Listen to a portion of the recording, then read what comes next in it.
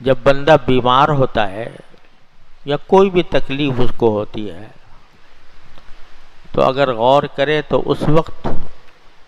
اللہ جل جلالہ کے قرب کا ایک بہت بڑا ذریعہ ہوتا ہے، کیونکہ اس وقت اندازہ ہوتا ہے کہ اللہ تعالیٰ نے مجھے کیا نعمتیں عطا فرما رکھی ہیں۔ سر سے لے کر پاؤں تک اگر غور کیا جائے تو ایک ایک عضو، انسان کا ایک ایک عضو ایک پوری کائنات ہے۔ آج دنیا میں لوگ کہتے ہیں عجائبات، دنیا کے ساتھ عجائبات مشہور ہیں، یہ عجیب چیزیں ہیں، یہ عجیب چیزیں ہیں، عجیب چیزیں ہیں، لیکن میں تو سمجھتا ہوں کہ اس کائنات میں سب سے زیادہ عجیب مخلوق انسان ہے۔ انسان سے زیادہ کوئی عجیب مخلوق نہیں ہے۔ اس کی کس طرح اللہ تبارک و تعالی نے صناعی فرمائی ہے، کس طرح انسان کو بنایا ہے، اس کا ایک ایک بال، ایک ایک رواں،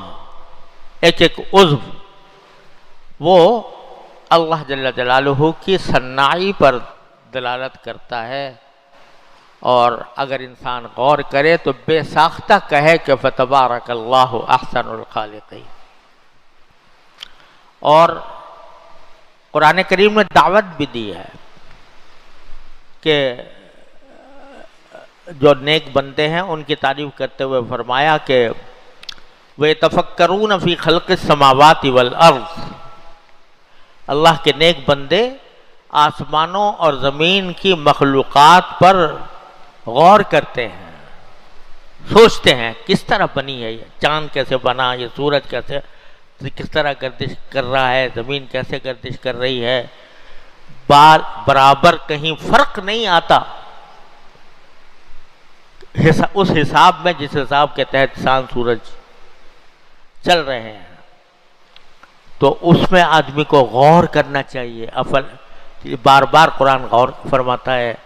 کہ غور کرو، غور کرو، یتفکرون فی خلق السماوات والارض۔ اور ساری کائنات تو الگ رکھ دو، یہ ایک انسان کی کائنات جو ہے سارے جسم کی، اس کے بارے میں قرآن کریم میں فرمایا فی انفسکم وفی انفسکم افلا تبصرون، اور کچھ نہیں تو اپنی ذات کے اندر غور کر لیا کرو، اس میں کیا عجائبات ہم نے تخلیق کیے ہیں، کس طرح ہم نے اس کو بنایا ہے۔ اور فرمایا کہ لقد خلقنا الانسان فی احسن تقویم، انسان کو ہم نے ساری کائنات میں سب سے زیادہ حسین قوام کے ساتھ پیدا کیا ہے۔ احسنی تقویم، اس میں تفضیل کا صیغہ ہے، جس کے معنی یہ کہ ساری کائنات میں سب سے زیادہ اچھی تخلیق جو ہے وہ انسان ہے۔ انسان ایک شاہکار ہے تخلیق کا، شاہکار اعظم، اللہ جل جلالہ کی تخلیق کا شاہکار ہے۔